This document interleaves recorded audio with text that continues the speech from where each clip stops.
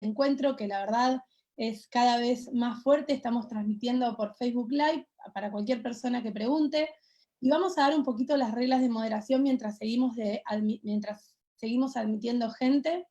Las reglas de moderación son siempre las mismas. Tratamos en el chat de no hacer referencia a causas particulares, pedimos respeto, sobre todo para las personas que están exponiendo, pedimos respeto también en las preguntas.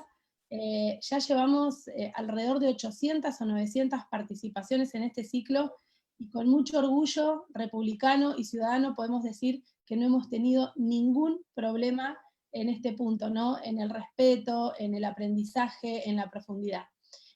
Como siempre me acompaña Débora Valle, que vamos a ser ambas moderadoras. Yo voy a ser hoy en realidad comoderadora de Débora Valle, que va a ser la que va a manejar el panel de preguntas. Cada expositor y cada expositora va a responder una pregunta.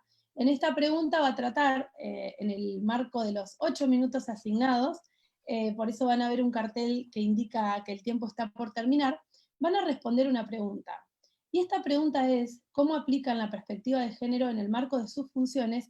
Y también pueden hacer referencia a funciones o a tareas pasadas. Esto porque nosotros queremos remover esta cuestión instalada, casi yo diría petrificada, de que la perspectiva de género es muy importante solo en ámbitos gubernamentales y también en la justicia. Y en realidad es fundamental no solo lo que sería la transversalidad en las 3 funciones del Estado, sino que para próximos encuentros vamos a hablar del ámbito privado y también cómo el ámbito privado incide en la justicia. Y por eso hoy también vamos a tener un abordaje de lo que sería no solo el ámbito legislativo, sino no gubernamental a través de una ONG. En razón de esto quiero agradecer a todas las personas que integran el panel, que las voy presentando uno a uno, pero quiero darles un enorme agradecimiento. Quiero agradecer al equipo técnico de la Oficina de Acceso a Justicia y de la Oficina de la Mujer, que todos los encuentros da muestras claras de la profesionalidad.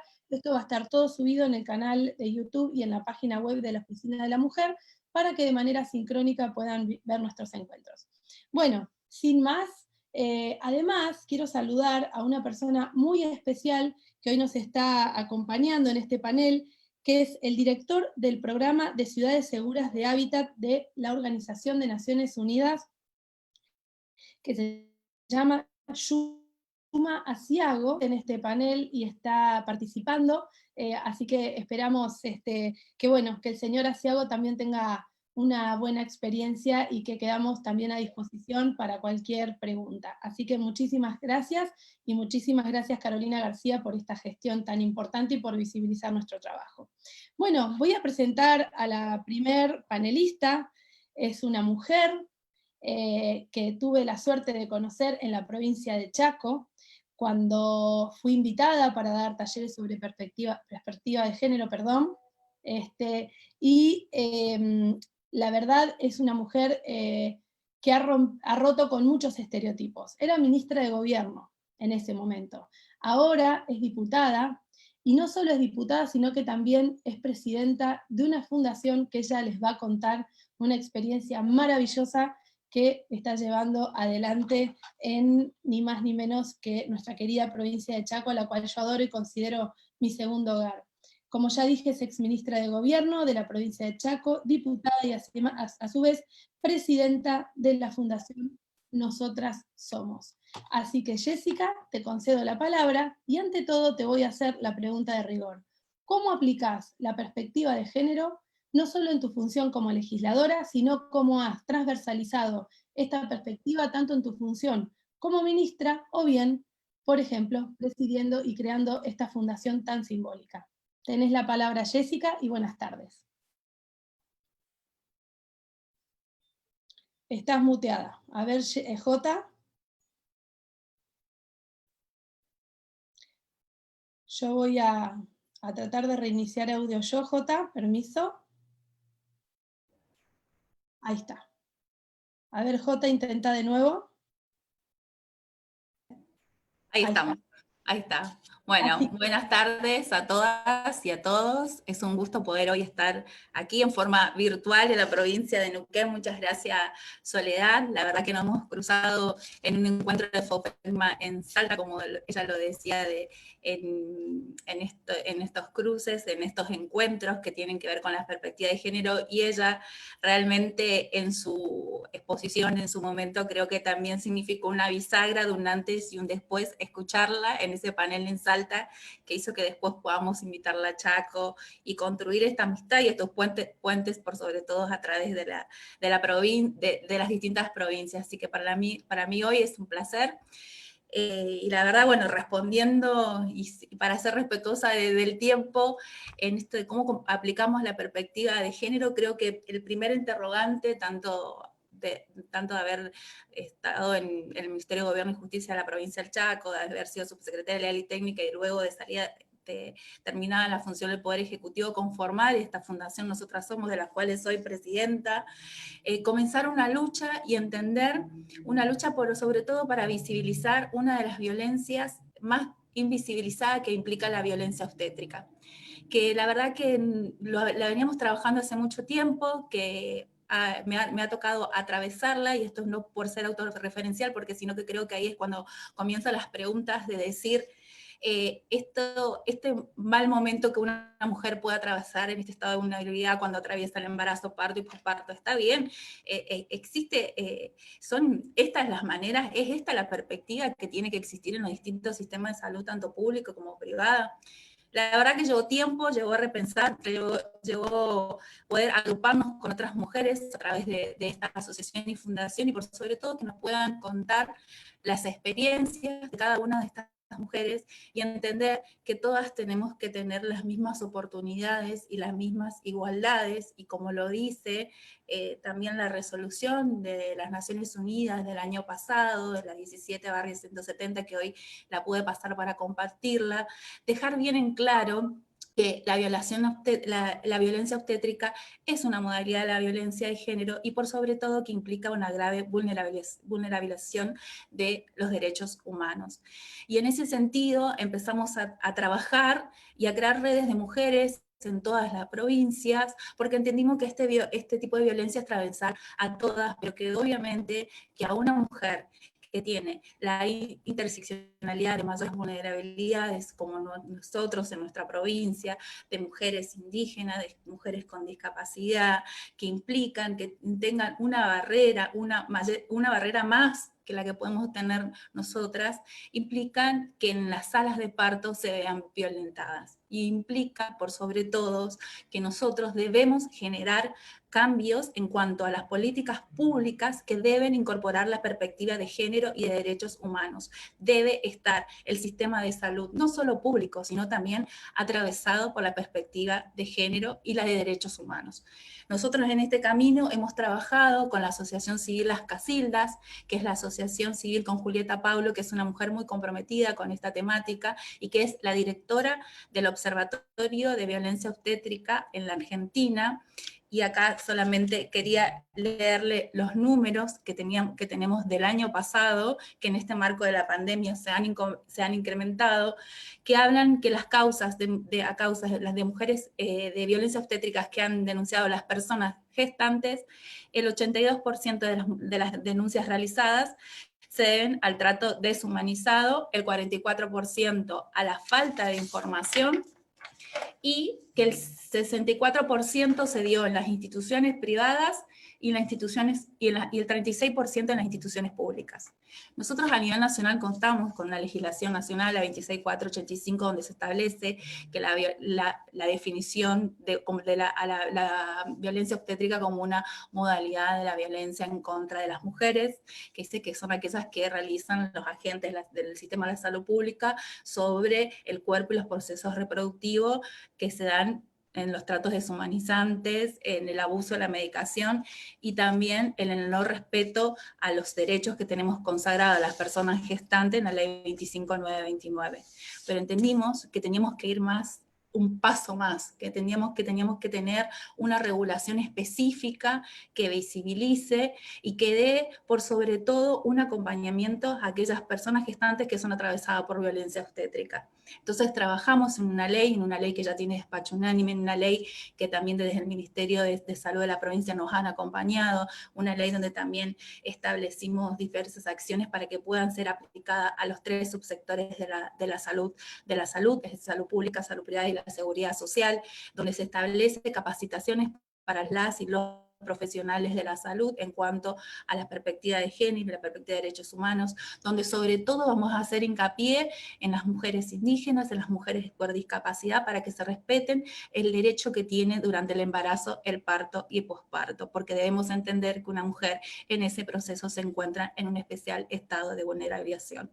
Entonces, con estos objetivos y con el debate y el consenso de muchos de los pares, porque ha salido esto ya, la asociación pudo realmente impulsar esta ley, y obviamente al ser diputada también la pudimos impulsar desde la Cámara, pero por sobre todo entender que esto no es en contra de nadie, sino que estamos en una construcción de un camino donde todos debemos querer la tan ansiada igualdad sustantiva, que todos queremos la igualdad real o quebrar con las desigualdades estructurales. Y me parece que trabajar por sobre todo en este tipo de violencias, en un cambio de paradigma que tiene que haber, como lo estableció las Naciones Unidas en ese informe muy completo, que se lo dejo ahora porque habla a nivel mundial de los estudios que han hecho en cada país y de lo que ha dictaminado a cada uno de los estados partes, en lo que se debe trabajar en políticas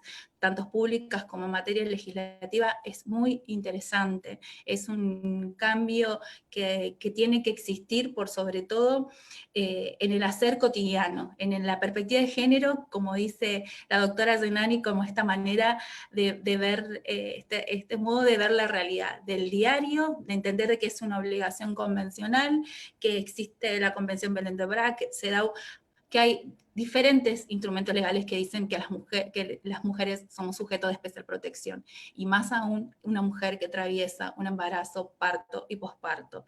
La verdad que estamos trabajando arduamente en esto, que seguramente el 2 de diciembre este proyecto de ley se va a convertir en ley, que también lo podemos trabajar con esta asociación civil que trabaja hace muchos años, que se llama Las Casildas, que es de Rosario, y que también hemos podido tener unos contactos con unas fundaciones de Chile que también trabajan esta temática. Y como veo que me queda poquito tiempo, desde el rol de legisladora solamente poder decirle que también hemos podido, se ha creado en Chaco la Comisión de Género, Diversidades, Niños y Adolescentes, para justamente entender que la perspectiva de género tiene que ser una política transversal desde el inicio de la elaboración de un proyecto de ley, porque no solo necesitamos normas igualitarias, sino que esas normas sean operativas en la realidad.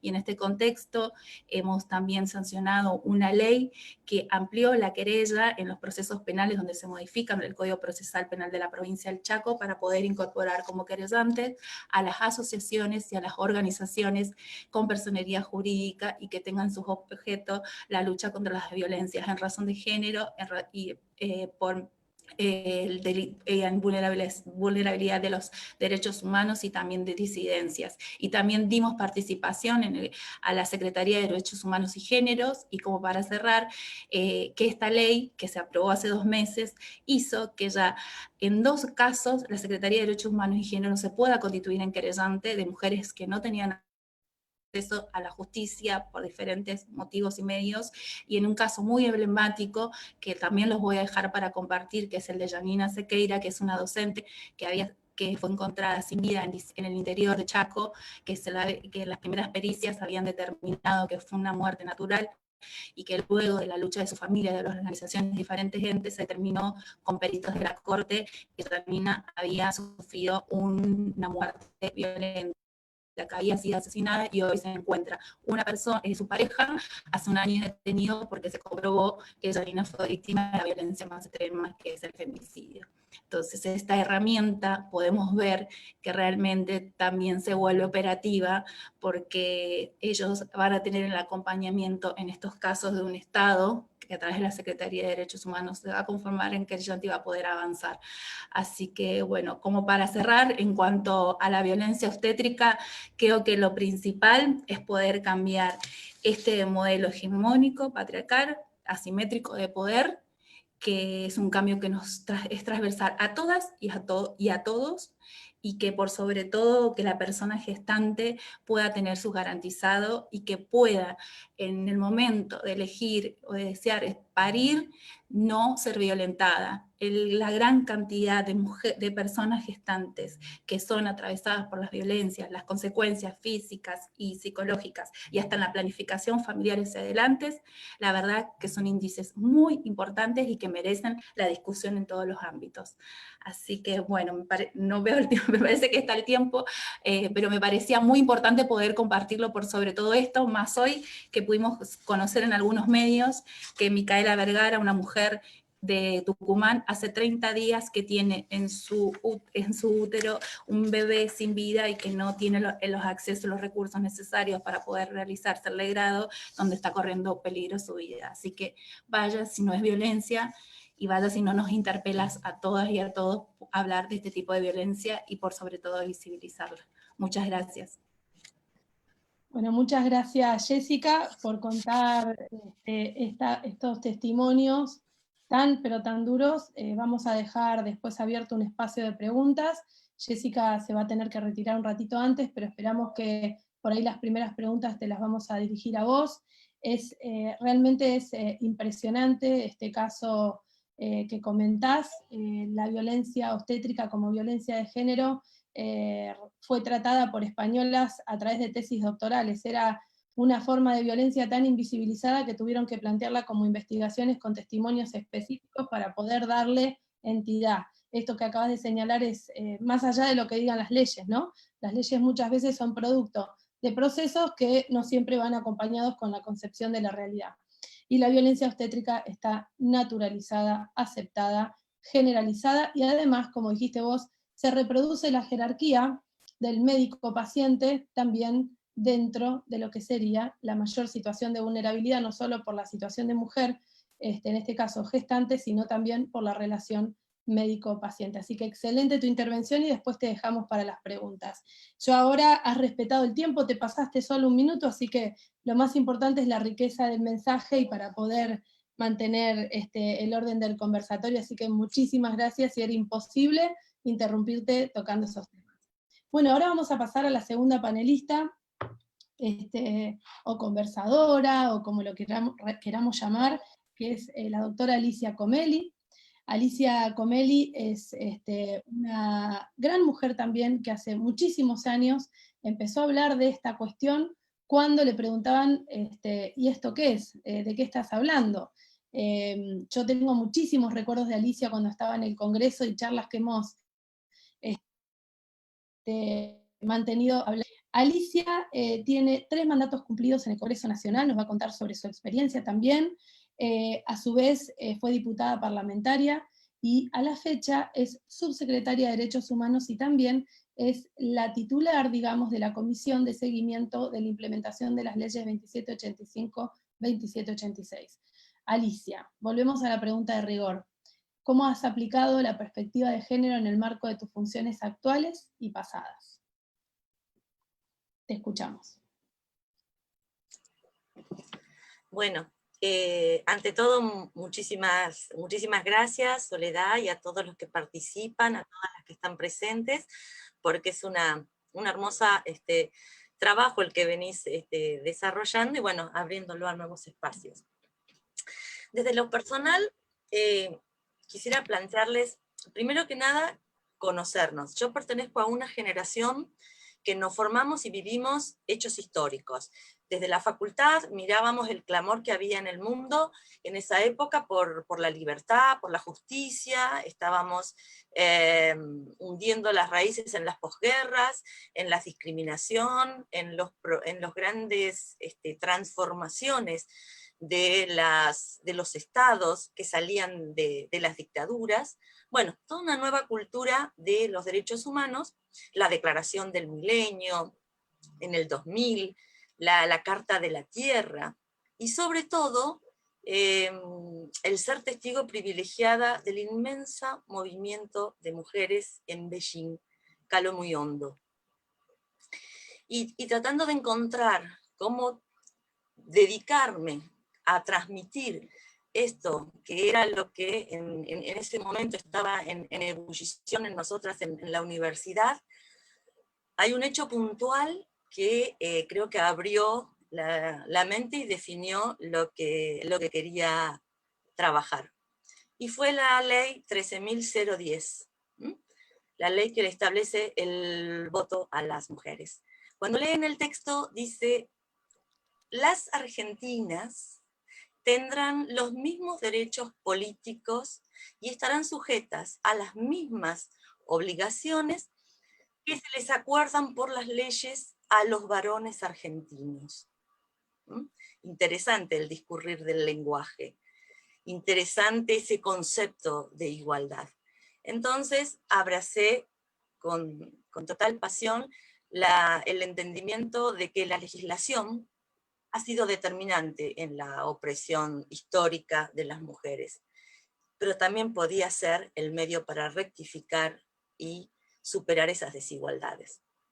Este fue el trabajo que empezamos acá en Neuquén de la mano de Alicia Gilone, con la ley 2212, 2302, 2222, en una época en la que era bastante difícil hablar porque conllevaba una condena social, esto de querer atentar, entre comillas, en el sacrosanto espacio privado, ¿no? Donde se multiplicaban, hoy serían memes, donde se multiplicaban las letanías de los trapitos se limpian adentro de una casa, lo que pasa en una pareja, los de afuera son de palo, bueno, todas esas cosas en las que nosotros en una sociedad patriarcal fuimos criados.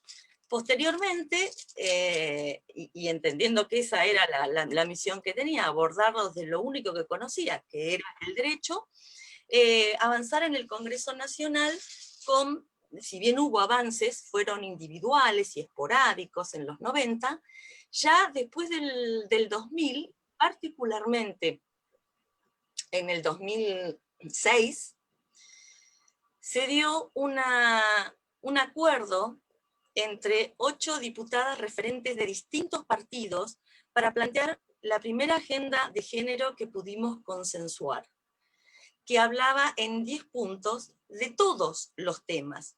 Obviamente, habían algunos, como tenía que ver casos como el aborto, que no se pudieron consensuar en esa ley, en ese acuerdo. Pero este fue el primer gran acuerdo de las mujeres que, llegando a espacios de poder, acordaron la agenda que marcó todo el bagaje de los debates posteriores, ¿no? De esa agenda surge la ley de trata, el matrimonio igualitario, de esa agenda surge después el tratamiento y reconocimiento del trabajo en casas particulares, modificaciones en la adopción y la consagración después puntualmente en el Código Civil, del que también formé parte de la comisión redactora, y acá la mayoría de los abogados conocen esa transformación y abordaje tan diametralmente distinto al que teníamos en el viejo código,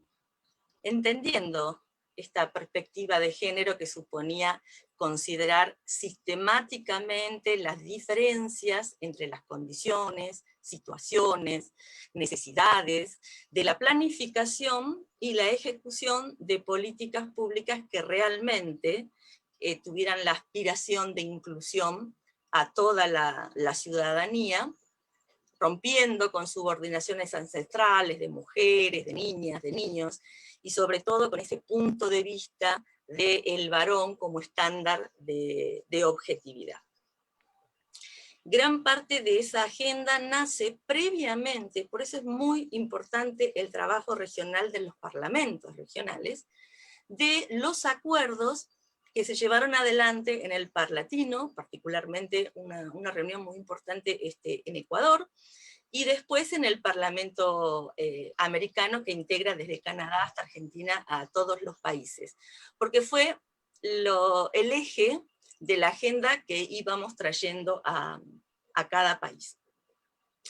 Después, obviamente, era un trabajo titánico, porque cuando empezás a revisar leyes, nos encontrábamos con figuras, bueno, todas las conocen, pero como surgió con el tema Tomaselli, perdón, de La Pampa, con el avenimiento, o sea, permanentemente iban apareciendo situaciones y casos que te daban cuenta claro, de cómo el derecho era totalmente, tenía una visión totalmente sesgada, y era el ámbito en el que tenía que trabajar.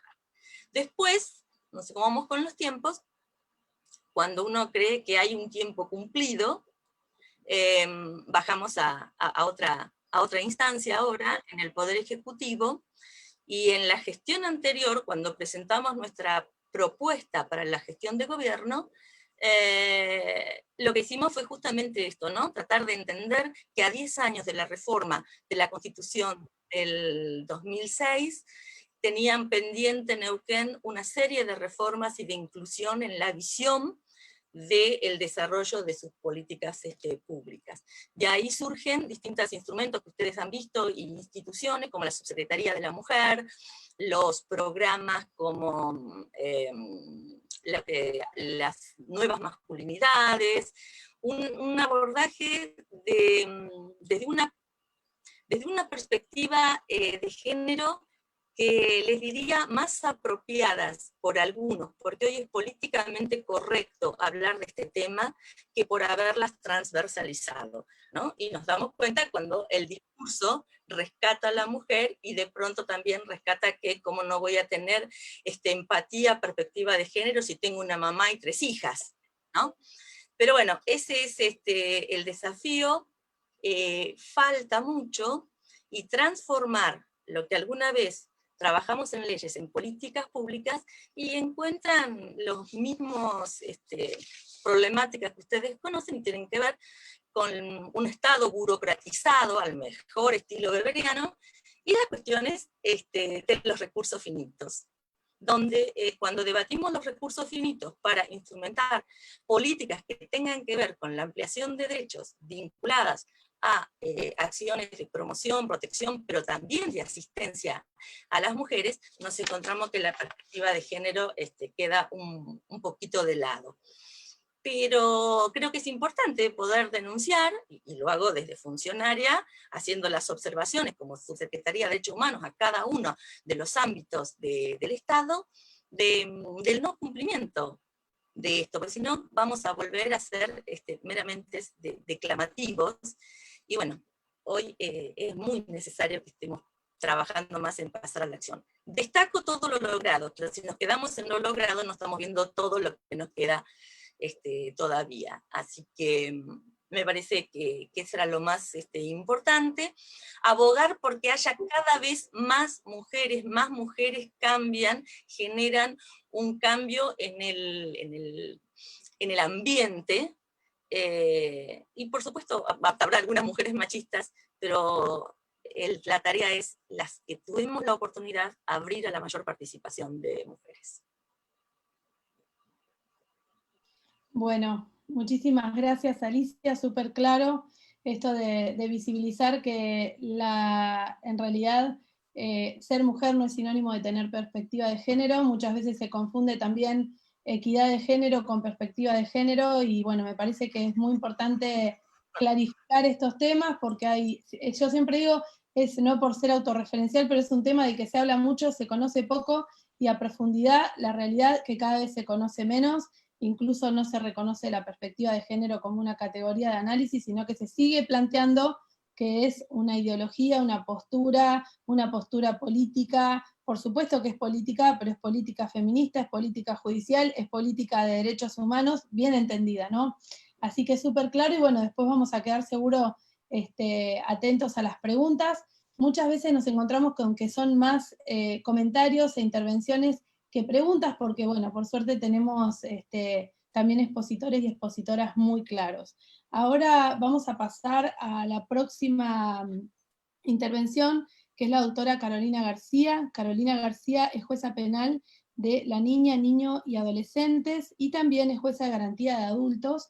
Lleva adelante un trabajo también donde aplica permanentemente, donde trabaja justamente para visibilizar estas temáticas, no solo en la función jurisdiccional, sino también en otros ámbitos como este. Carolina, te hago la pregunta de rigor, tanto en tareas como las que desempeñás en este momento, o la que desempeñás en este momento, como en tareas pasadas, te pedimos que nos cuentes cómo aplicás prácticamente la perspectiva de género o el enfoque de género en el marco de tu función o tus funciones pasadas, como dije recién. Te escuchamos. Bueno, muchas gracias, Soledad, por invitarme a participar de este panel. Voy a tratar de ser práctica y porque es poco el tiempo que tenemos. Yo, cuando intervenimos en cualquier caso de la justicia penal, ya sea de niños o de niñas y adolescentes o de adultos, o sea, lo que hay que considerar es la perspectiva de género, tanto cuando la mujer es víctima como cuando la mujer es imputada. Es una doble cara que hay que estar atento. ¿Y esto por qué? Porque hay que tener en cuenta la desigualdad estructural que existe entre hombres y mujeres, y que la violencia es una manifestación de las relaciones de poder que históricamente desiguales entre hombres y mujeres, por lo cual tenemos que librarnos de estos estereotipos, de los roles socialmente asignados para las mujeres, de cómo se mira a una mujer imputada, de las características que tiene una mujer imputada, despojarnos de cualquier tipo de prejuicio y también de las víctimas, de cómo se esclarece una víctima, porque justamente si no, no podemos encarar la función tan importante que tenemos. Hay que conocer las particularidades de la violencia de género, esto es el círculo de la violencia, las fases que tiene la violencia, acumulación de tensión, estallido, luna de miel, cómo las víctimas muchas veces no se reconocen como víctimas o no se autoidentifican como tales por lo que se llama indefensión aprendida, que lleva a que tarden en actuar o que no puedan actuar y no puedan salir de este círculo. Hay que aplicar las 100 reglas de Brasilia de acceso a las personas en situación de vulnerabilidad. Estas reglas son muy claras y hay que tener en cuenta la situación de vulnerabilidad en que se encuentran estas mujeres. En particular, obviamente, la edad, el género, la discapacidad, si pertenecen a alguna comunidad indígena, si han sido víctimas, digamos, también es otra circunstancia que aumenta esta situación de vulnerabilidad. Si es una mujer migrante, si se ha desplazado internamente, si está en una situación de pobreza, si también integra alguna minoría, también si está privada de libertad. Todas estas circunstancias están enumeradas por las reglas de Brasilia y deben ser consideradas al momento de intervenir y de resolver. Hay muchos casos de la Corte Interamericana de Derechos Humanos que hay que considerar. Uno de ellos es el caso González contra México, conocido como campo algodonero, que es muy importante porque hubo un aumento de femicidios en México, bueno, como en toda Latinoamérica, ¿no? Pero en particular en el 2001 desaparecieron 3 mujeres jóvenes y de escasos recursos, y no se hizo mayor investigación por parte de la justicia. Los cuerpos fueron encontrados en un campo algodonero, por eso es el nombre que se usa para ubicar el fallo, en la ciudad de Juárez, con signos de abuso sexual, privación de la libertad, y obviamente, bueno, había habido un homicidio de cada una. Por lo cual, acá la Corte, al intervenir, lo importante es que resalta que existe una discriminación sistemática de la mujer. La violencia que incluye estos homicidios, desapariciones, abusos sexuales, no son casos aislados, son casos que provienen de una situación estructural que hay, y con eso es con lo que hay que tratar de romper, con las situaciones, que estas situaciones surgen ya de una cultura de la violencia y discriminación basada en el género. Hay distintos fallos de la Corte Interamericana que resaltan esta cuestión y que consideran también el caso Rosendo Cantú. Hay muchos casos que consideran la violencia contra la mujer no solo una violación a los derechos humanos, sino una ofensa a la dignidad humana, una manifestación también de las relaciones históricas desiguales que existen entre hombres y mujeres. Como dije antes, también está la obligación de actuar con la debida diligencia. y es una obligación reforzada porque por un lado surge, la Corte Interamericana ha dicho que surge de la Convención Interamericana de Derechos Humanos, y reforzada por el artículo 8 de la Convención Belém do Pará, donde refiere esto, que es importante y es obligatorio que actuemos con la debida diligencia para prevenir, sancionar y erradicar la violencia de género. Ahora bien, ya desde el punto de vista de la imputada, de una mujer imputada, tenemos en cuenta que el derecho penal es un derecho de hombres, las cárceles están hechas para hombres, todo esto hay que considerarlo al momento de intervenir. En lo particular a mí me tocó intervenir como jueza penal de niñas en un caso en el que una niña estuvo involucrada en 2 homicidios, uno un día, otro al otro día, con un hombre adulto que era su pareja, y que tenía una relación de también violencia de la pareja hacia ella. La cuestión es que tuvimos que intervenir porque estaba súper vulnerable, era una chica muy joven, tenía 16 años, la madre la echó de su casa porque el segundo homicidio había estado vinculado al narcotráfico, entonces la estaban buscando. La mamá tenía 9 hermanitos, no tenían padre, vivían en condiciones de extrema pobreza y vulnerabilidad acá en nuestra ciudad. La cuestión es que lo primero que hicimos fue destinar un hogar específico para ella, que como era una niña, hay menos niñas que cometen delitos, hay más niños y menos niñas. Entonces no había un lugar donde alojarla y no tenía donde vivir. Entonces se destinó un hogar específico para que ella estuviera, se buscaron operadoras mujeres que la ayudaran porque tenía síndrome de abstinencia tanto a la droga como a su pareja, y se quería suicidar. Pasamos por situaciones muy extremas de mucha vulnerabilidad tenía esta chica en este momento. La cuestión es que gracias a todo un trabajo que se hizo a lo largo de un año, logramos, y logró ella con todo su esfuerzo, reinsertarse a la sociedad, porque durante todo este año pudo estudiar, pudo hacer deportes, pudo tener un cotidiano. Un cotidiano es que a la mañana se levanta, desayuna, al mediodía come, a la noche come, se duerme, o sea, toda la estructura cotidiana que estos niños y niñas no las tenían, esta niña no la tenían. Entonces, toda la organización de su vida le permitió a través de este año poder salir adelante, poder alejarse del camino del delito. Nunca más estuvo vinculada en nada relacionado con el delito.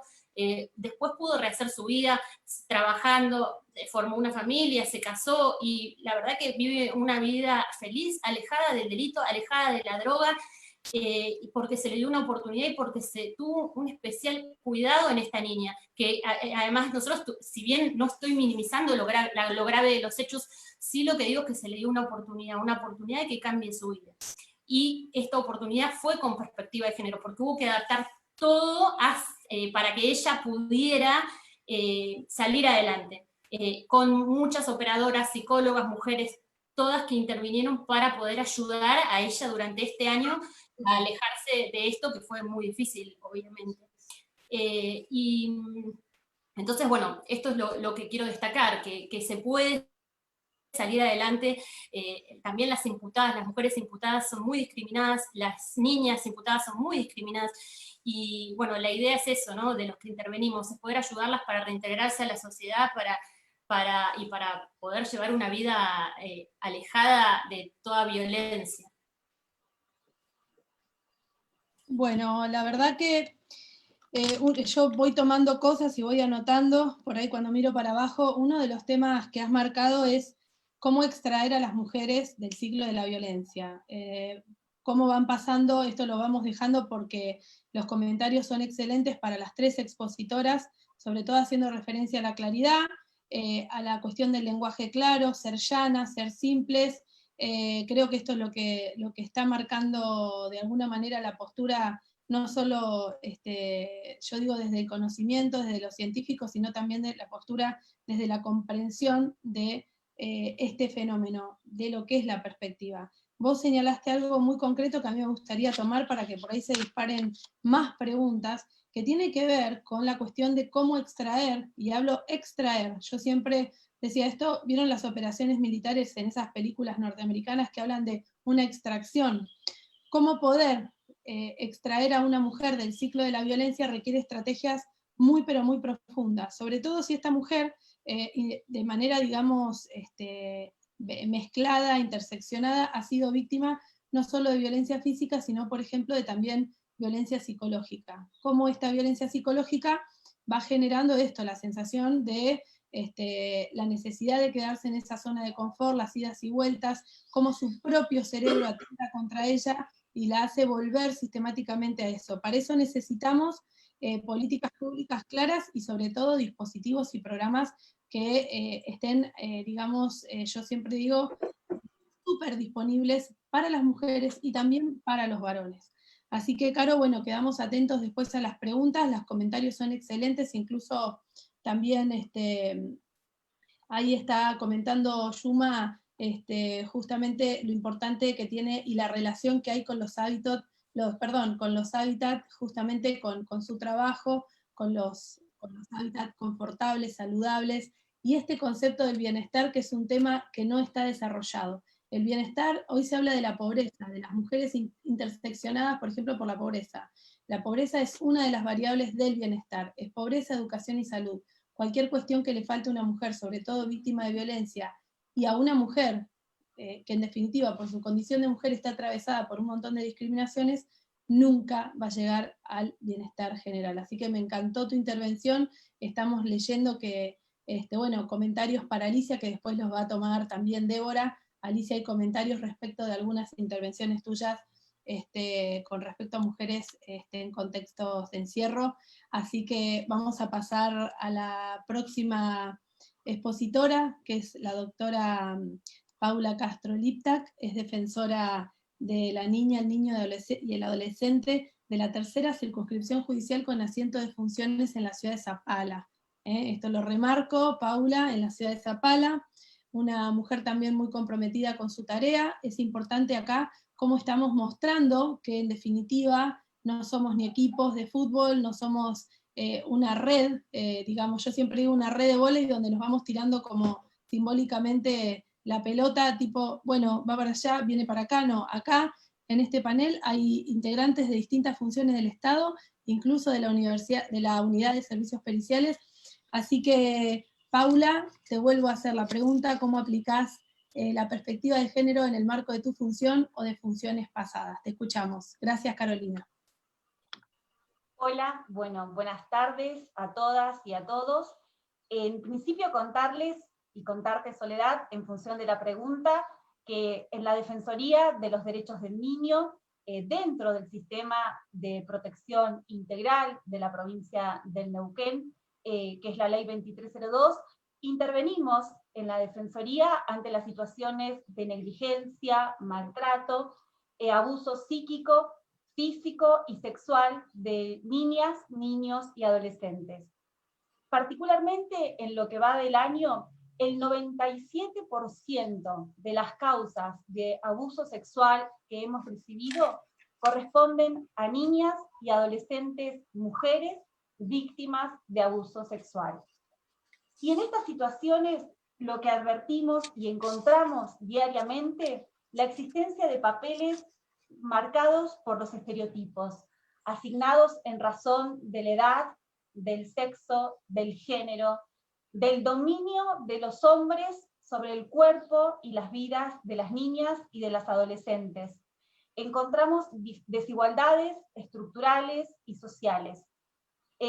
Nos encontramos con víctimas de 11 años de edad, víctimas de abuso sexual, y donde la pregunta o la respuesta de la familia es que le pasó porque anda de putas, o que por ahí cuestionan su comportamiento, o que los primeros que nos dicen es que la niña o la adolescente miente. Ante eso, en la Defensoría de los Derechos del Niño, tanto yo como titular, la defensora adjunta, el equipo de profesionales, la psicóloga, los trabajadores sociales y las agentes administrativas, somos todas mujeres. Eso es algo que voy a destacar en el equipo de la Defensoría. Lo primero que entendemos que resulta al abordar nuestra función es prioritario ver cómo intervenimos. Y ante ello, en este cómo, nos surge imprescindible poder garantizar los espacios de escucha. En primer lugar, escuchar a la niña, a los adolescentes víctimas de diferentes situaciones de maltrato y de delito y de abuso sexual.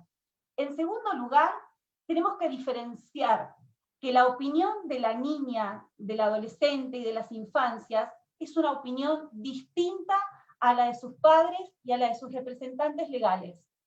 Nos encontramos en la práctica que con que se notificó a la madre o al padre, se entiende que se ha escuchado o se ha notificado a la víctima. Nuestras víctimas tienen una edad y una capacidad progresiva, y sobre todo el derecho a que su opinión sea valorada y tenida en cuenta. Visualizamos en cada práctica la idea cuando llegan las situaciones es poder visualizar el estereotipo, el prejuicio que muchas veces la situación trae. También nos resulta fundamental el empoderamiento de las niñas y de los adolescentes, y acompañar a la niña, a la familia, a los niños, a los padres, a los hombres.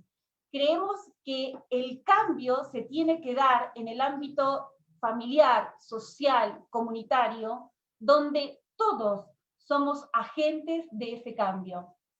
Por eso es importante marcar las incidencias o las acciones positivas que se dan dentro del ámbito familiar, escolar, donde el hombre tenga junto a la mujer una cuestión de igualdad, no de ayuda, sino de acompañamiento.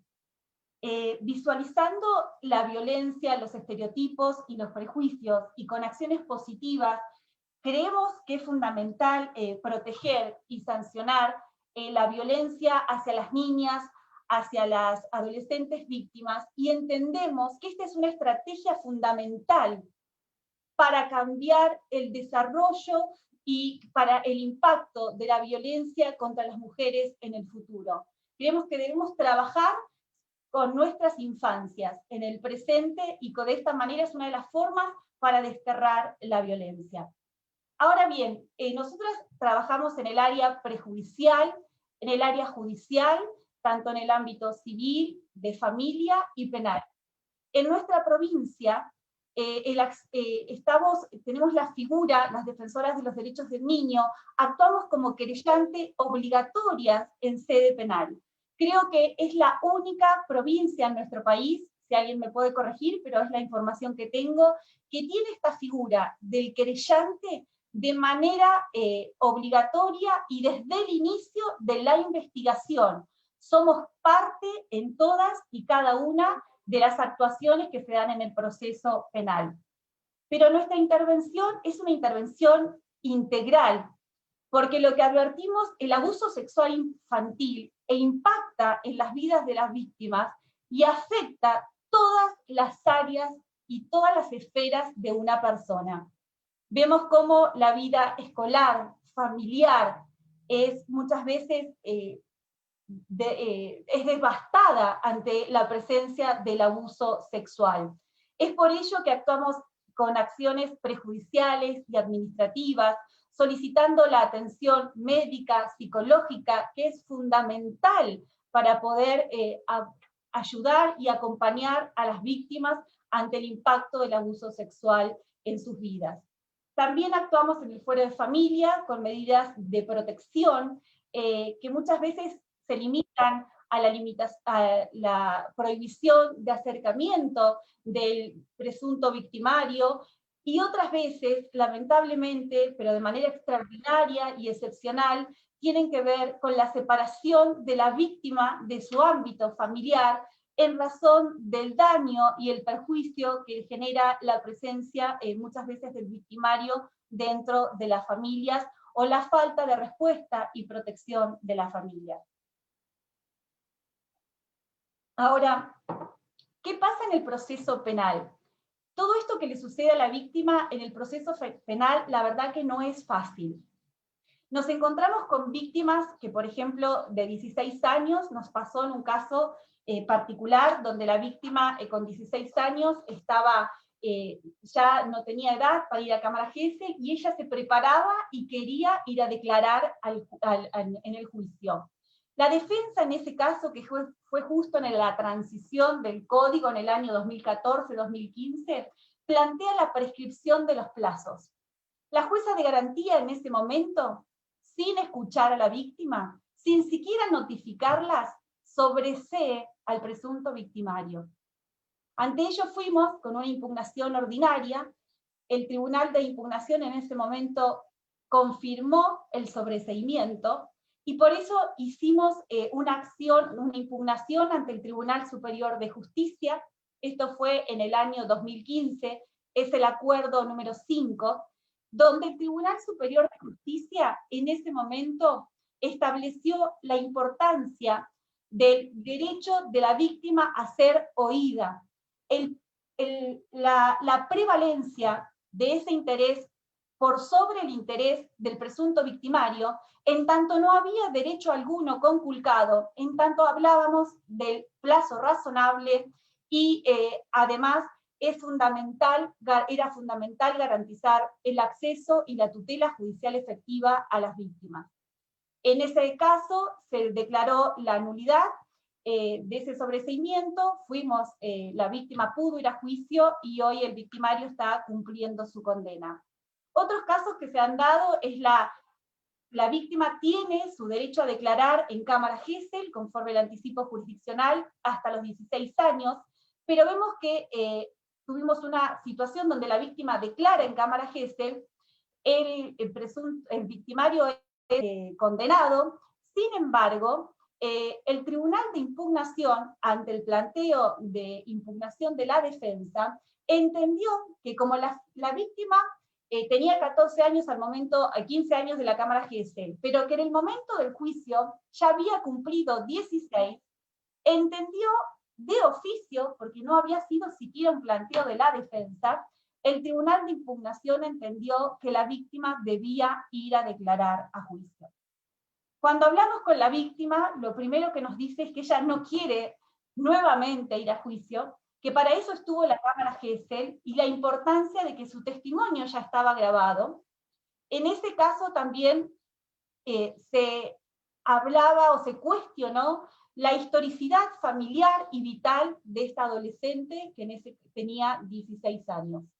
En el fallo del Tribunal Superior de Justicia, el acuerdo 1 del año 2020, el doctor Massey y el doctor Luzula Rumbe hacen lugar a nuestra impugnación, dicen que se excede el Tribunal de Impugnación y que dice algo que la ley no establece, que es el pretender que la víctima vaya nuevamente a declarar a juicio, y hablan de algo que es fundamental, que es evitar la revictimización secundaria en el fuero procesal penal y en todas las instancias que vive la víctima en los ámbitos judiciales.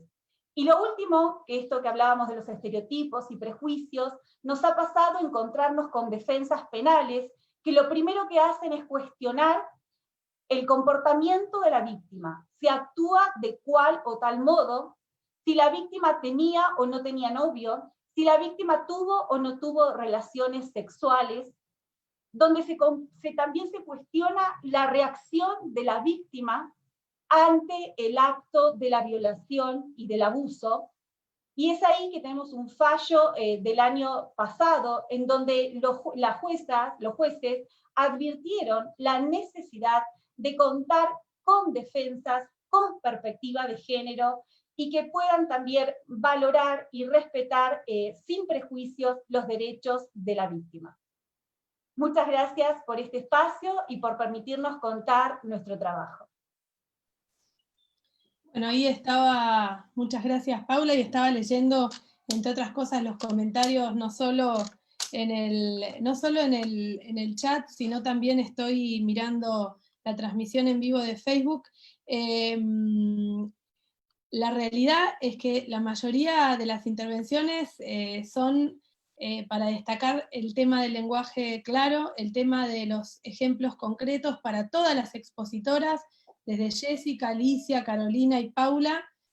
Paula, justamente acá hay una persona que destaca que es muy oportuna esta disertación justamente en este día en el Día contra el Abuso Sexual Infantil y Adolescente.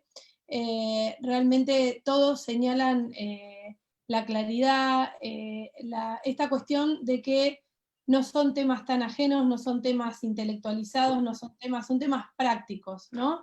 Este panel justamente tiene eso, personas desde distintas perspectivas, y bueno, casi todo es brillante, gran trabajo realizado. Hay un fuerte reconocimiento también a tu trabajo, Paula, porque la figura también del querellante en lo que sería delitos contra la integridad sexual en lo que es niños, niñas, adolescentes, es una figura que está en permanente debate y que muchas veces, hay que decirlo, genera en algunas cuestiones, y hay que decirlo, debates que llegan incluso al Superior Tribunal. Me pareció súper ejemplificador que hables de la importancia del testimonio de la víctima. También tuvimos oportunidad de abordar estas cuestiones en los casos, sobre todo de prisiones domiciliarias, cuando comenzó el COVID. Qué importante que es escuchar a la víctima y entender que es parte material del proceso, y que la perspectiva de género también se tiene que aplicar en la etapa de ejecución. Así que la verdad acá mezclamos un poco todo, pero muchas veces incluso no se visibiliza correctamente a la niña víctima de delito sexual, como también dentro de la categoría mujeres, ¿no? Como que se habla de algo distinto, de algo, y en definitiva tiene particularidades, pero está dentro de lo que es la violencia específica contra las mujeres.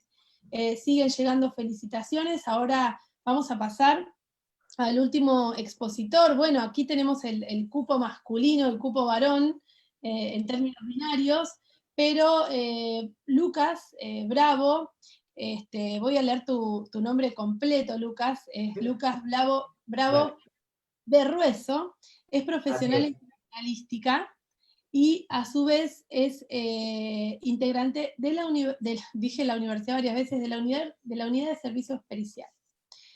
Pensamos en esta intervención pero tan importante, y Lucas, sin que le digamos absolutamente nada, y haciendo honor al compromiso que tiene en su función, fue quien nos trajo, por ejemplo, material que vamos a compartir. Todas las personas que hoy participaron de este conversatorio nos han dado material que Jota va a ir compartiendo también para que todos ustedes puedan descargarlo.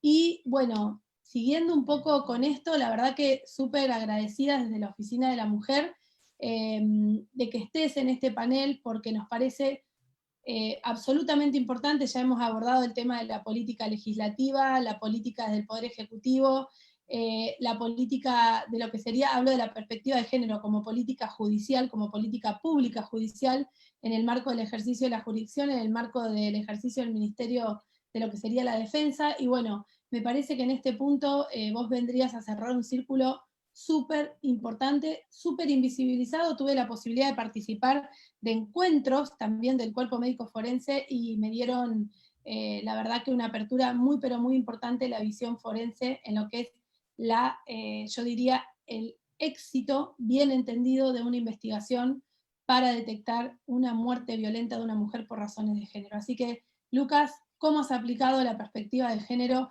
en tu función o en alguna función pasada? Te escuchamos. ¿Qué tal? Buenas tardes a todas y a todos. Muchísimas gracias, Soledad, Débora, por la invitación a participar.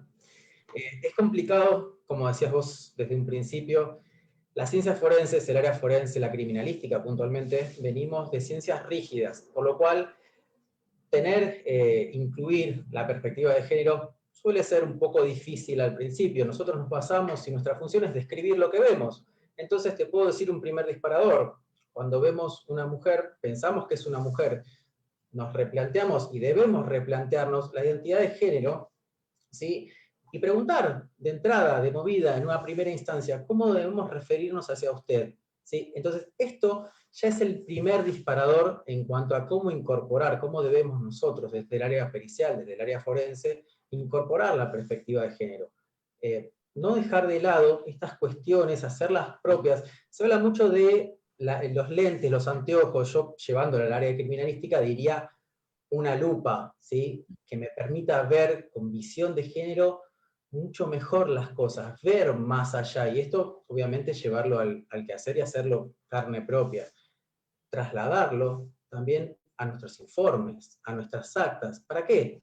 para evitar que haya y eliminar estos aspectos o que influencien o que tomen por sentado esto de, bueno, estaba, como se dice, en una emoción violenta, en una crisis.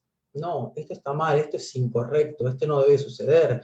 Me sucedió en un caso en el cual tuve la posibilidad de trabajar en Provincia de Buenos Aires, como trabajaba en Policía Científica en Buenos Aires, en un caso donde se apuntaba directamente a esto de la emoción violenta. Y a través del abordaje con perspectiva de género, desde lo que es la secuencia fáctica, que es un informe elaborado, y es uno de los más complejos que hay dentro de la criminalística, porque requiere que aplique todo el abanico de disciplinas que componen la criminalística.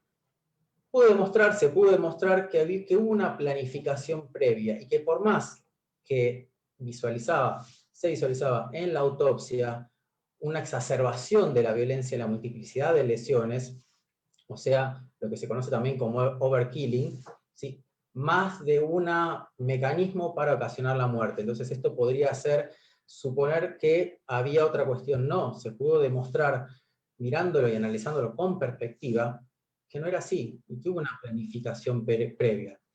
Ahora, hablando un poco del lugar del hecho, esto también me lleva a pensar, siempre vemos en el área pericial, los criminalistas, apuntamos a lo básico, la mancha de sangre, la vaina, el arma.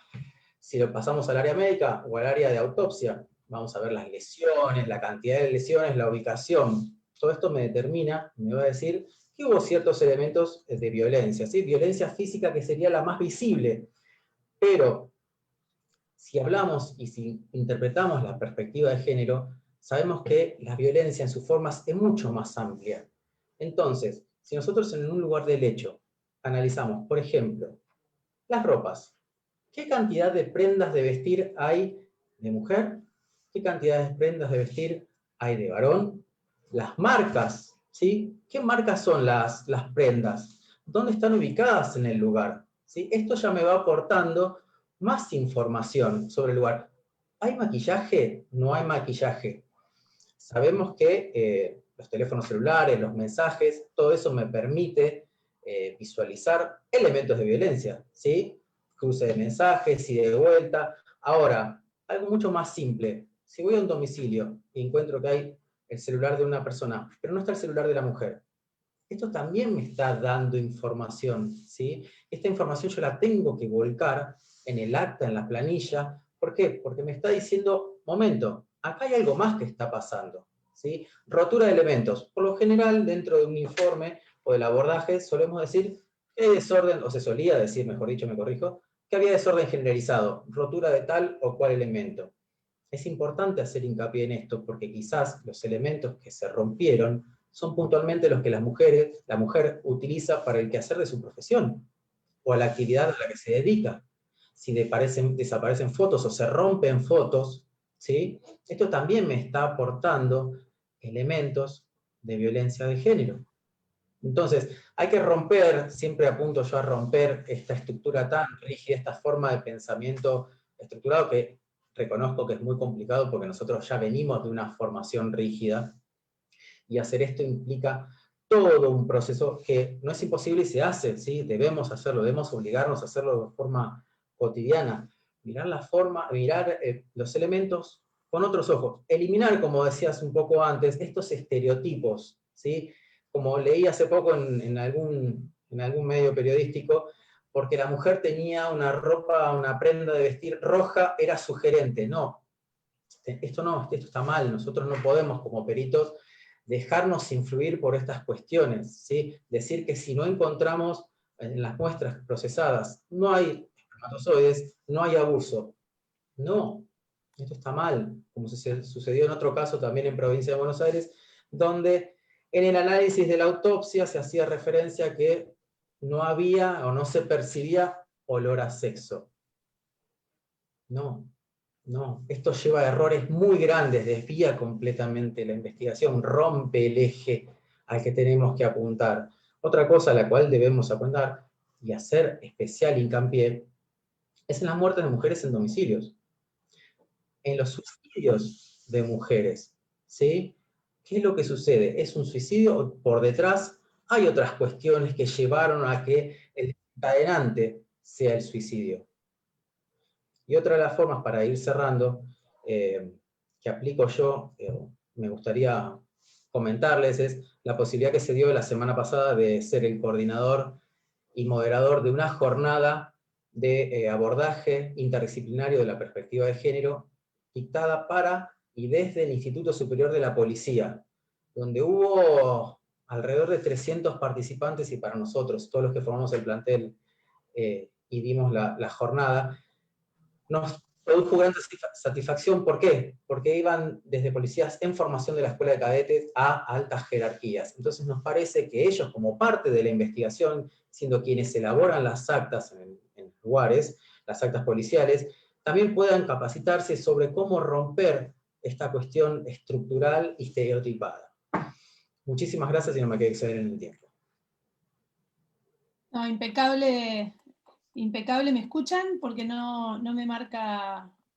¿Ahí me Sí, escuchan? se escucha. Bueno, no me aparece el recuadro verde y me desoriento. No, Lucas, bueno, la verdad que muy importante, sobre todo el material que les dejamos en el chat sobre la guía. Por ejemplo, ahí estoy repasando la guía para, acá lo estoy buscando, esto es tiempo en vivo. Aquí está, guía, actuación para fuerzas policiales de seguridad para investigación de femicidios, lugar del hecho. Y después también Lucas nos compartió el modelo de protocolo latinoamericano. Protocolo latinoamericano. Exactamente, de muertes violentas de mujeres por razones de género, donde este manual hay una cuestión muy polémica, y en realidad no debería ser polémica, que en un contexto de violencia generalizado, como por ejemplo Ciudad Juárez, Campo Algodonero, González, la desaparición, por ejemplo, de una mujer se considera una desaparición forzosa, se presume que esa desaparición es forzosa. Lo mismo aplica a una muerte en domicilio. Si es una muerte en domicilio, como dijiste vos, hay que agudizar muchísimo desde el punto de vista forense la mirada. Lo que acabas de decir es la clásica presunción que se invierte. Nosotros tenemos incorporado otro tipo de presunciones justamente que van en contra de este paradigma. Ahora se presume en los contextos de violencia generalizado que la muerte fue violenta y la desaparición fue forzada. Y las fuerzas de seguridad no pueden esperar 48 horas para comenzar a buscar. Así que vamos a quedar pendientes porque seguramente tu intervención va a generar muchísimas preguntas casuísticas. Bueno, ahora vamos a pasar al espacio de preguntas. Ya tenemos varias preguntas interesantes. Además que, bueno, desde Morón te felicitan por esta exposición tan clara. Es una jueza, Andrea Bearsi, que tengo el gusto de conocer, a quien le tengo mucho cariño. También, bueno, todos destacan justamente la claridad y la perspectiva de género en el ámbito forense. Cómo se plantea como una novedad algo que es transversal y que, bueno, que vos has materializado, también te felicitan, así que ahora vamos a seguir seguro después haciéndote preguntas. En este paso vamos a escuchar a Débora Valle, que aparte de ser directora de la Oficina de Acceso a Justicia, también es responsable junto conmigo de la Oficina de la Mujer, y bueno, va a comenzar con el espacio de preguntas. Te escuchamos, Débora. Sí, ¿qué tal? Realmente muy interesante todo lo que fuimos escuchando hasta ahora. Y he seleccionado una pregunta que específicamente va dirigida a Jessica y que tiene que ver con el tema de la violencia obstétrica. Y César lo que quiere saber es si aproximadamente tiene una idea del porcentaje de denuncias por violencia obstétrica que tuvieron condena.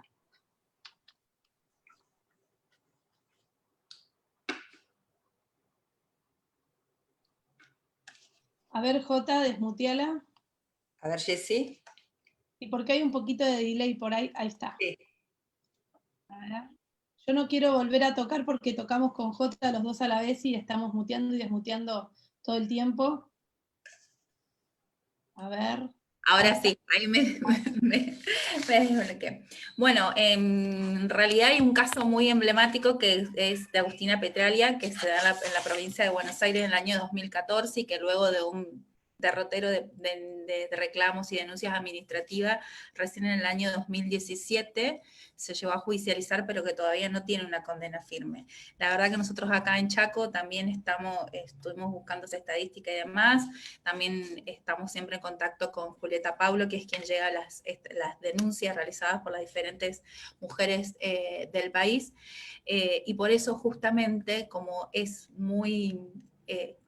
por no decir casi nulo el porcentaje en lo que es al menos a la provincia y todo lo que pudimos estar investigando también al nivel país, es que propusimos la creación de un organismo, de una unidad de seguimiento en Chaco, que va a estar coordinado por los poderes, por el Poder Ejecutivo y también por el Poder Judicial, para que se lleve a través de medidas de acompañamiento, de seguimiento y de que haya una efectiva condena cuando las mujeres van y realizan la denuncia. La verdad que de los distintos testimonios, en muchos de los casos, las mujeres o por el miedo o por el desconocimiento o porque es un tema que no se habla, deciden no realizar o por no tener las herramientas necesarias de hacer el seguimiento en el proceso judicial. Por eso también dentro de la ley que vamos a tener en Chaco, hicimos especial hincapié en eso y hemos trabajado en conjunto con el Poder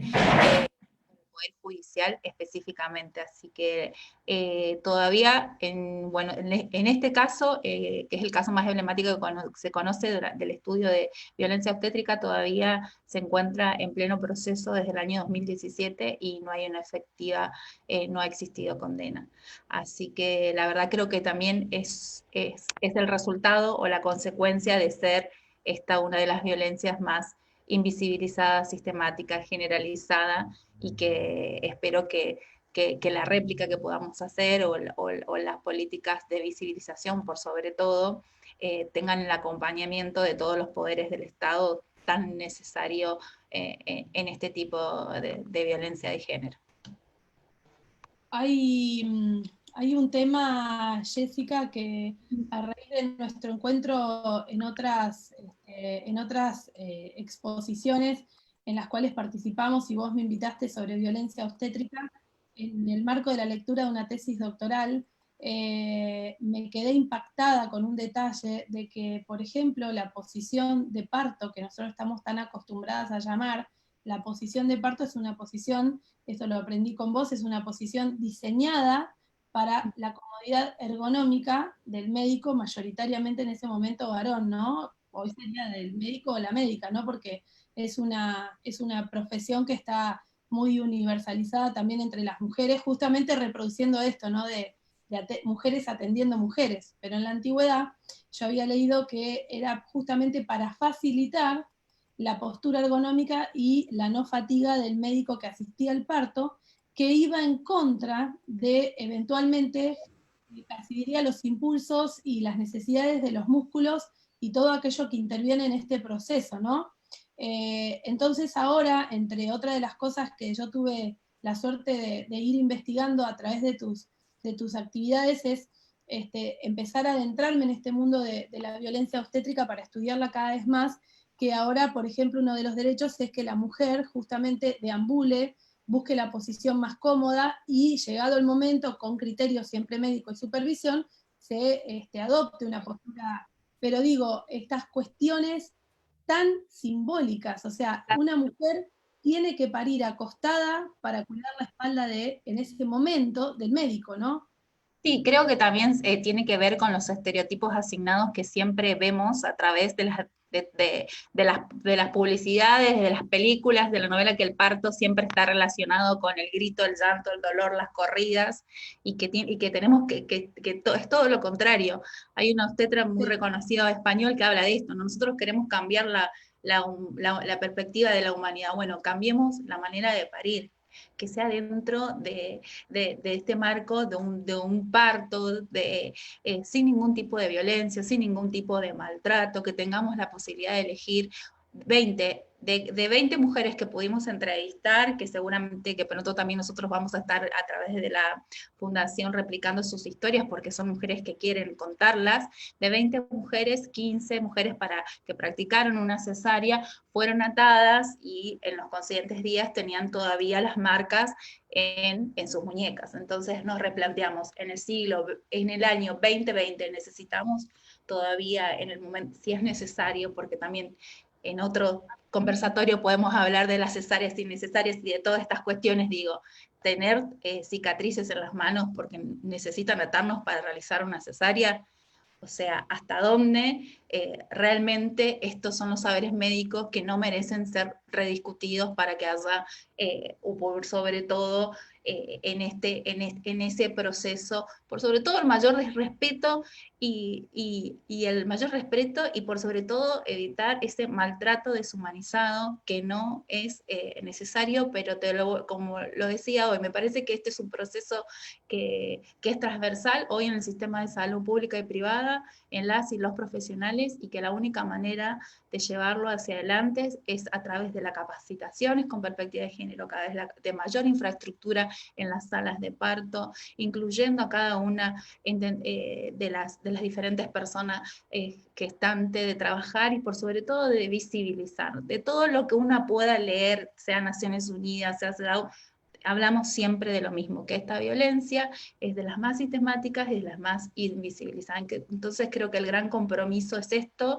y por sobre todo poder acompañar a una mujer que ha sido atravesada por esta violencia en poder hacer la denuncia, en que pueda haber una sanción y una condena, porque eso también es el camino por comenzar. Y también me permito decir que creo que muchas de no llegar a las judicializaciones, porque también hay que saber diferenciar entre violencia obstétrica y mala praxis, y siempre termina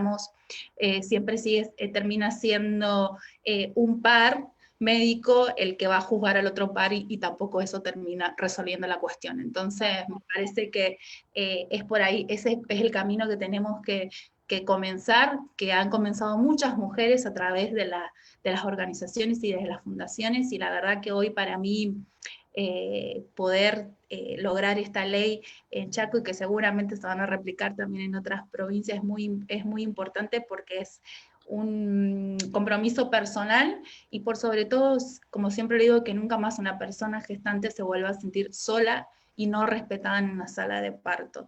Nadie imagina las consecuencias que puede tener para esa mujer hacia adelante y hacia hasta su planificación familiar, como lo decía antes. Entonces, comencemos también a regular y por sobre todo, primero educar, y luego, ante la no educación o la acción o omisión que implica la violencia obstétrica, a una efectiva condena. Bueno, te comprometemos para una próxima actividad, porque ya estuvimos hablando del tema de hacer una jornada y un encuentro específico sobre violencia obstétrica, para mostrar las buenas prácticas en otras provincias, para visibilizarlo, y les pedimos muchísimas gracias, súper clara la respuesta, y les pedimos al resto de los expositores que vamos a hacer una pregunta para cada uno, vamos a tomar como para respetar el tiempo, porque bueno, la verdad que es todo tan interesante que hemos tenido muchísima participación, así que vamos a pasar a una pregunta para cada uno y después vamos a dar el cierre, siempre respetando el tiempo de todas las personas que han ingresado. Así que, Débora, sé que tenías una pregunta para Alicia. Excelente, Jessica, muchas gracias.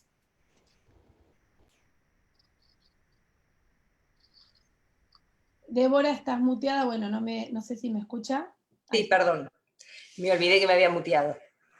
En realidad decía que más que una pregunta es pedirle una reflexión muy breve acerca de las medidas que tomó cuando en su momento fue subsecretaria de Seguridad Ciudadana, y que específicamente tomó una serie de medidas dirigidas a acondicionar los lugares de detención donde se encontraban alojadas mujeres madres, y que estaban ellas juntos con sus hijos cumpliendo su condena o estando con prisión preventiva.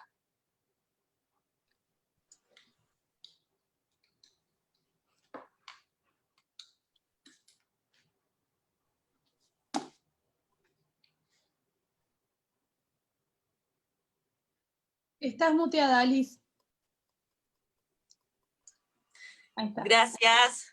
Ahora sí. Sí, siendo joven, una de las primeras funciones que tuve fue la de trabajar a cargo de la Subsecretaría de Seguridad Ciudadana. A partir de ahí empezamos una transformación, primero en la policía, en los cuerpos policiales, para la incorporación de la mujer en el cupo, un 30%, y también con un escalafón que pretendíamos, después el tiempo lo revirtió, pero sigo pensando que es la opción de este servicio de un solo escalafón, donde el acceso sea por el mérito, incorporamos a las mujeres. Pero puntualmente en lo que tiene que ver con el tema penitenciario, existía, no sé si alguna llegó a conocerlo, una unidad de detención de mujeres en Montevideo, al lado de la segunda, al lado. Pero era una casita. Tal como era una casita de plan, estaba absolutamente tapiado todo lo que eran las ventanas que daban acceso a la calle. Así que cuando en esta función fui a conocer el lugar, realmente fue terrible lo que encontré, porque estaban todas las ventanas tapiadas. Era una cueva al lado de la legislatura provincial que funcionaba en la avenida Las Cuagas, donde yo misma había trabajado muchos años y no sabía que eso existía ahí, ¿no? Habían habitaciones que estaban divididas al medio para hacer 2 celdas, y había niños que no habían salido nunca. Ustedes, bueno, hay una ley que reforma después, muchos años después, el derecho de las madres a la prisión domiciliaria cuando tienen niños chicos. En este caso, y también fue la única vez que le pedí un indulto al gobernador de entonces, dado que una de las madres, por un homicidio agravado por el vínculo en un paraje de San Martín de los Andes, o de la cuarta circunscripción, estaba ahí apenas si sabía hablar, y cuando se pudo comunicar, lo primero que me pregunta es, ¿me puede averiguar algo de mis hijos? No sabía cuántos años estaba ahí, y tenía hijos que en la detención nunca más supo preguntar por ellos tampoco. Y había tenido un hijo en esos años, también en la unidad. Bueno, a cargo del área de ejecución penal estaba el doctor Maitini, que ustedes lo conocen, y la verdad que hicieron un trabajo excelente para que podamos trasladar y remodelar y acondicionar la actual unidad que conocen todos en el aeropuerto de mujeres. En ese momento sí pensamos en hacer y construimos departamentos para madres con niños, que pudieran, en la eventualidad de tener que estar con los bebés, condiciones que tuvieran acceso a una comodidad, la cocina, un baño. Los niños no estaban presos. Así que fue una experiencia muy buena. En esa época funcionaba el Consejo Provincial, no me acuerdo, Maitini se va a acordar, no me acuerdo si era Consejo, pero Provincial Penitenciario, con el doctor Cartolano. Bueno, la verdad que habían un grupo de personas maravillosas, y pudimos no solamente a través de la 2302 dejar de tener los niños internados, detenidos, presos, en la misma unidad que después acondicionada pasó a ser de mujeres. Pero esas catacumbas existían, acá, en la avenida Las Cuagas, al lado de la legislatura vieja. Bueno, ahí me hizo acordar que cuando entra, ¿cómo es ese dicho que ahora no me sale? Que cuando entra una mujer a la política cambia la mujer, y cuando entran muchas cambia la política, ¿no? Digo, esta visión de vincular la pena privativa de una libertad, el derecho, o sea, lo que es la punitividad, con ese rasgo de humanidad que a su vez está vinculado con su proceso de resocialización, de recuperación, y por otro lado, las víctimas inocentes de ese quiebre, de ese vínculo que no tiene por qué romperse, ¿no? Así que, Alicia, me parece que, bueno, ahí están también destacando que yo esto lo quiero decir muy clarito, cuando este tema no estaba, ahora hay muchas personas que se autoperciben, digamos, feministas por la igualdad, es excelente, pero a veces en las conceptualizaciones se empieza a ver que en realidad hay incluso hasta una apropiación de qué es ser feminista, qué no es ser feminista.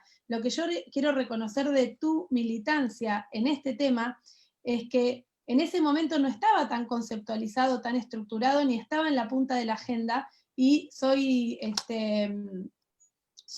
testigo de que cuando se hablaba, la realidad es que planteabas como un esquema bastante disruptivo e innovador. Entonces, hace un tiempo yo me acuerdo de eso, de tu paso por la Secretaría de Seguridad, y la verdad que aparte, bueno, tengo esa sensación, ¿no? Ese recuerdo de que venís instalando el tema y militándolo, como dicen algunos, desde hace tantísimos años, y me parece importante reconocértelo. Bueno, ahora Débora, así que gracias Alicia.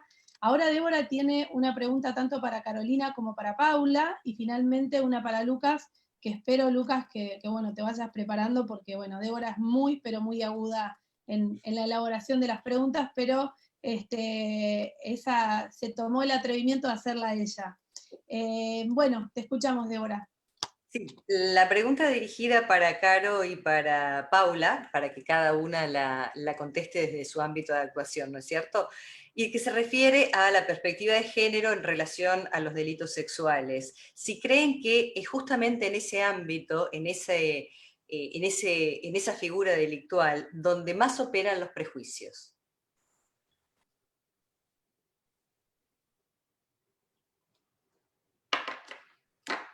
Sí, no sé, Paula, ¿querés contestar o contesto yo? Si no. Sí, los prejuicios están en los delitos sexuales en todos los ámbitos. Creo que no tiene tanto que ver con la edad, sino con el delito en sí. Es muy complicado porque la perspectiva de género respecto de la víctima tiene que estar también en todos los procesos penales, también en los procesos penales contra niños. Obviamente, nosotros también en el Foro Penal del Niño participan las defensoras de los derechos del niño en calidad de querellante. Y es muy importante esto también para ayudar a contener y a sostener también a la niña que atraviesa por una situación tan terrible como un abuso sexual. Algo que es muy importante que nosotros tenemos en Neuquén es el programa Libertad Asistida, y en este programa hay psicólogas especializadas en temas de abuso sexual. A los jóvenes, a los niños o adolescentes que cometen delitos de abuso sexual, se les da un tratamiento de 1 año, a todos, ¿no? Pero a ellos específicamente referidos al tema de abuso sexual. Y realmente tiene resultados muy positivos esto, muy positivos, porque el fin del derecho penal adolescente no es la cárcel, no es, obviamente, tampoco de adultos, ¿no? Pero la idea no es que los jóvenes vayan presos cuando cumplan los 18 años, no, la idea es que en este año puedan adquirir y puedan entender y puedan tener empatía y ponerse en el lugar de la víctima. Y ha pasado en muchos casos, muchos abusos son intrafamiliares también, y ha pasado que realmente después de 1 año de tratamiento con psicólogos especialistas y con un montón de personas especialistas en el tema que pueden ponerse en el lugar de la víctima, pueden reconocer el delito, pueden darse cuenta de lo que hicieron, y como dijo la Corte Suprema, los niños que cometen delito tienen, la diferencia es que llega un momento en que maduran y cambian. Entonces esta es la esperanza que hay que tener. Hay que darles la oportunidad y hay que brindarles las herramientas para que puedan salir de ese camino, porque ese es el futuro.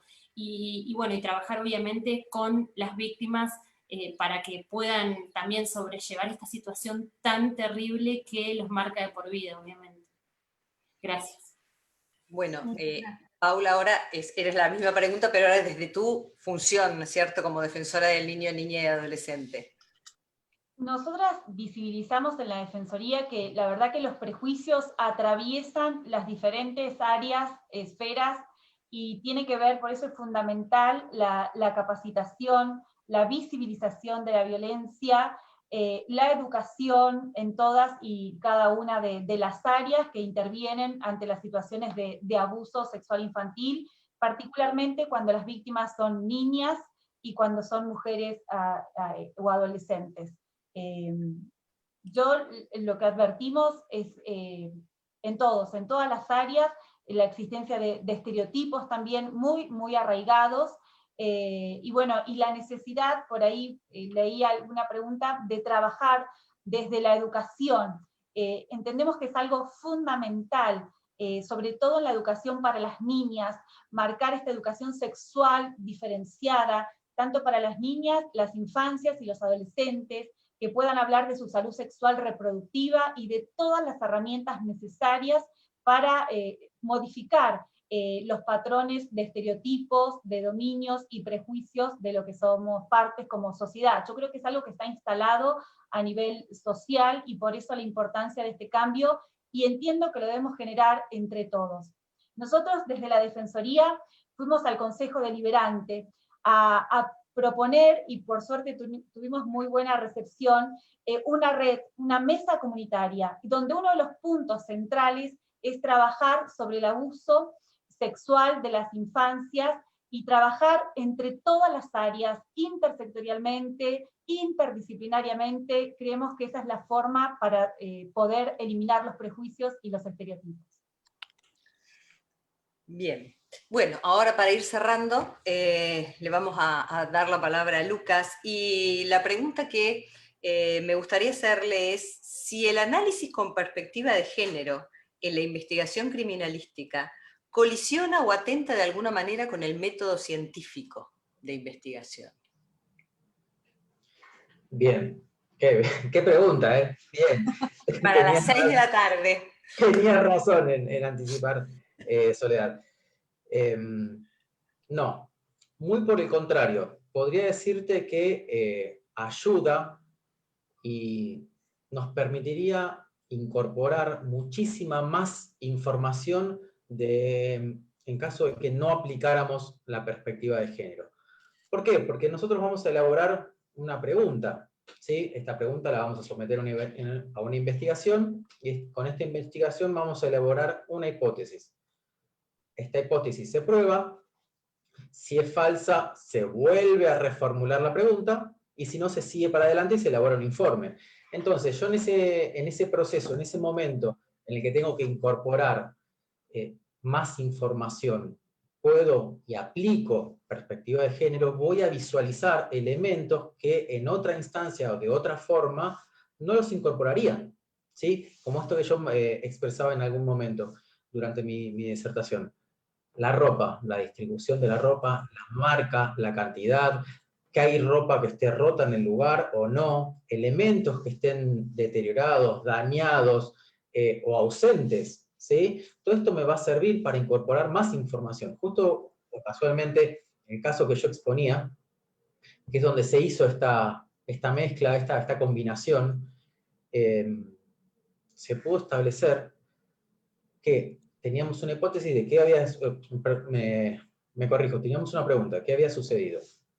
Y al elaborar la hipótesis y ver el contexto, y determinar que en ese lugar no sucedió, o sea, si bien ocurrió el hecho, pero los elementos que se habían utilizado no eran propios de ese ambiente, sino que eran cuchillos de la cocina, nosotros pudimos establecer y repensarnos y repensar el caso, decir, bueno, estos cuchillos ¿cómo llegaron hasta acá? Siendo que había gente en el living y la persona, el agresor tuvo que pasar por delante de estas personas. Entonces, sabiendo cuándo iba a llegar la mujer, ya había una planificación de cuanto al lugar y las acciones que esta mujer iba a realizar. Entonces, de ahí pudimos desglosar toda esta planificación.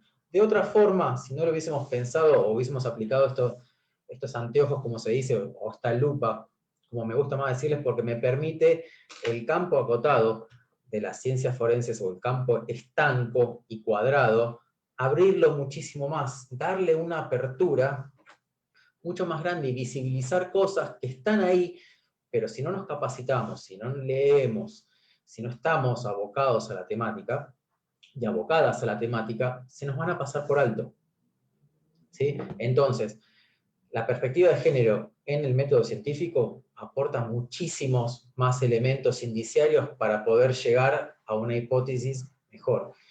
Que Obviamente, dentro del proceso de elaboración del método científico puede ser que haya múltiples hipótesis, no solamente una, pero cuanto más información nosotros tengamos y elaboremos y procesemos, ese espectro, ese panorama se me va a achicar muchísimo, ¿sí? Esto que decía un poco antes, este tipo de peritaje se conoce como secuencia fáctica, sino también le pueden decir dinámica del hecho, dinámica del suceso, y es uno de los peritajes más complejos, que más tiempo demanda para un perito. Por lo general no se lo hace un solo perito, sino que es conveniente que haya más miradas. ¿Por qué? Porque ampliar la cantidad de ojos que ven la misma hipótesis y que atacan, porque la idea es atacar constantemente desde diferentes ángulos.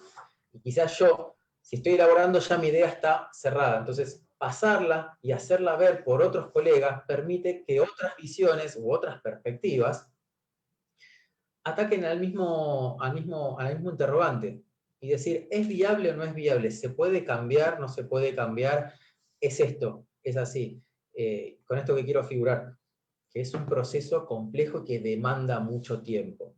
Entiendo, varias veces se ha dado la charla y el debate ciencia y justicia, que vamos paralelos, pero como que manejamos diferentes terminologías y es una realidad que no voy a discutir ni voy a negar porque se habla constantemente. Nosotros, desde este punto, este tipo de peritaje demanda tiempo, que a veces no son los mismos tiempos que requiere la justicia y lo entendemos, por eso tratamos de darle el enfoque más preciso y más acabado. Pero respondiéndote, sí, y es fundamental. Bueno, Débora, si estás de acuerdo, vamos, Lucas, excelente, Gracias. porque el protocolo de investigación de muertes violentas de mujeres por razones de género tendría que ser una herramienta de guía. Yo voy admitiendo, no puedo con mi genio. Ya estamos terminando y seguimos. Bueno, hemos, la verdad que mantenido una excelente audiencia que no pasa por los números, pasa por el interés, pasa por la participación. La verdad que todos los comentarios han sido excelentes. Y esto que marcás vos, ¿no? De que el tema de la perspectiva de género, como lo indicó Débora, no colisiona con el método científico, y justamente cuando hablamos de aplicar perspectiva de género en las decisiones judiciales, lo primero que se pregunta es si la perspectiva de género no vulnera justamente la garantía de imparcialidad. Eso ya desnuda un sesgo, y Débora justamente lo preguntó de una manera provocadora y para interpelar, ¿no? Porque la perspectiva de género es esto, es en realidad método científico. La verdad que excelente y súper claro. Me gustaría repasar un poco, voy a hacer vista de galería y no puedo dejar de reconocer varios temas. Uno, el equipo técnico de la Oficina de la Mujer, que la verdad que Jota, muchísimas gracias. Estos encuentros requieren un ensayo, juntamos el material, nos encontramos para poder coordinar y para poder darles un espacio que a ustedes les resulte interesante, dinámico y formador. Atrás está Débora, que es una incansable trabajadora, y la verdad que a todas las personas que convocamos inmediatamente dijeron que sí. Gracias, Alicia, por tu compromiso, muchísimas gracias. Gracias, Lucas, por tu visión, que realmente fue muy importante, y la verdad que, bueno, da para muchísimo más. Tenemos que empezar a pensar, te obligamos a generar una actividad en el marco de la Oficina de la Mujer, justamente de todo lo que tiene que ver con la cuestión forense y la perspectiva de género, y para bucear en el manual. Carolina, muchísimas gracias, porque siempre va aportando su granito de arena desde toda la función y bueno, tratando de mejorar, y justamente esto hay que entender que hoy es una garantía. La incertidumbre al momento de decidir es un factor que puede estar en algún momento cognitivo, justamente en el proceso científico, en el proceso de toma de decisiones, pero decidir abrazado por la incertidumbre probablemente acarree un montón de cuestiones que no son vistas de una manera objetiva, y ahí es donde se cuelan los sesgos. Justamente Carolina es una jueza que en un montón de cosas indaga a profundidad los temas y los trata. Jessica, gracias por tu trabajo, gracias por tu, yo quiero usar esta palabra, por tu militancia con la violencia obstétrica, y también queremos convocarlos a todos los que participaron en este panel a generar otro en ciencia obstétrica, yo quedé impactada en las jornadas de Chaco, no solo de la alta participación, sino de los protocolos y todo lo que hay para trabajar en Neuquén. Muchas gracias por tu participación, y la verdad que si la Argentina estuviera llena de legisladoras como ustedes, hablo acá también de Alicia, el mundo sería otro. Si la Argentina estuviera llena, y no estoy siendo obsecuente, porque la verdad todos los que me conocen saben que estoy bastante lejos de eso, al contrario, sería otro país para las mujeres. Paula, me consta tu compromiso desde tu función.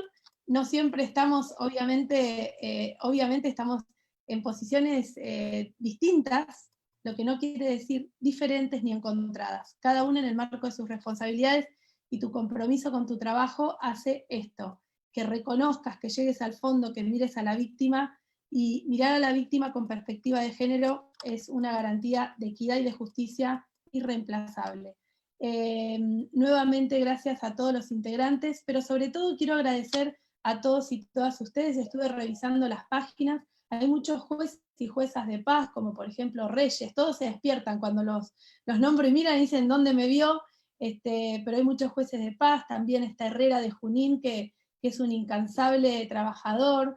La verdad que hay muchas personas del interior, Carolina Luzuriaga, por ejemplo, que trabaja en gobiernos locales, Sebastián Villega, que es juez de Rincón, Mariela Martín, yo acabo viviendo, la defensora, una integrante de mediación penal de Junín, que bueno, también vamos a convocarla a otras actividades, aunque ahora estuvo dando justamente perspectiva de género en procesos de diálogo. Bueno, Elina Laoz, que hizo preguntas espectaculares, hay integrantes también de la biblioteca como Figueiras, yo los nombraría a todos. Me gustaría también reconocer el trabajo de Ana Dávila, que es una persona que me permite a veces preguntarle cosas, dudas epistémicas, dudas que tengo desde la interdisciplina, pero en realidad hacia mi trabajo, y yo le quiero agradecer también públicamente a Ana porque desinteresadamente siempre está trabajando. Marcela, que es defensora, Marcela Roveda, que no falta, tiene presencia, asistencia perfecta, digamos, a estos encuentros. Y después, por ejemplo, casos como Andrea Cámpora, que es funcionaria de la Justicia Federal. Nosotros queremos que ustedes también nos ayuden a divulgar. Bueno, está Ivana del Bianco, que en una de los conversatorios estuvo impresionante. Así que bueno, las próximas intervenciones, los próximos conversatorios, voy a tratar de bucear más en todos y cada una de ustedes. Inés Jerez, los nombraría a todos, pero bueno, somos casi 100. Por Facebook también tenemos, y no quería dejar de destacar también las excelentes preguntas de Carlos Alberto Pérez, que bueno, hace preguntas bastante interesantes en todos los conversatorios, y esto es para que vean que no es que tenemos un ojo de control. Y bueno, y Gabriela, que hasta me avisó que se me había corrido en un momento la cámara, así que gracias Gaby Valdés, es una jueza de paz súper comprometida también. Hay gente de toda la provincia. Muchísimas gracias a todo el equipo de la Oficina de la Mujer, muchísimas gracias al Tribunal Superior de Justicia, que instituyó esta política que nos permite y nos deja trabajar con absoluta libertad. Hay funcionarios de todas las secretarías jurisdiccionales, y ver hoy estos mensajes tan alentadores, pero tan alentadores, la verdad que nos dan ganas del año que viene redoblar la apuesta y bueno, sumar nuevos talentos como venimos haciendo. Nuevos talentos no, sino gente que nos decía no queremos hablar, y resulta que terminaron siendo maestros de la pedagogía y de la enseñanza de este campo tan importante. Así que no los retengo más. Muchísimas gracias. Ahí quería ver el chat. La verdad que todo el material va a estar disponible, lo pueden pedir a nuestra oficina, amigas mías también de este trayecto. Así que muchísimas gracias. Y bueno, con esto, Jota, ya podemos cerrar el evento. Les mando un saludo.